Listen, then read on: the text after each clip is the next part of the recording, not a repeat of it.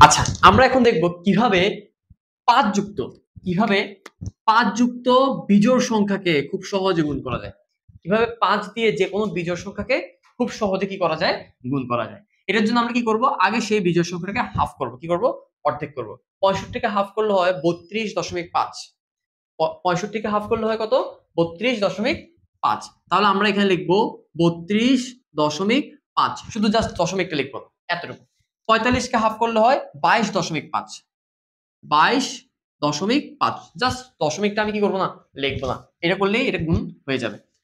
ওকে। ২৩ কে half করলে কত হয়? ১১.৫। ১১.৫। ১১ কে হাফ করলে কত হয়? আ ৫.৫। ৫.৫।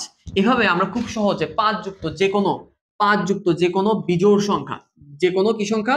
অড নাম্বার বা বিজোড় সংখ্যাকে গুণ করতে পারবো খুব সহজে।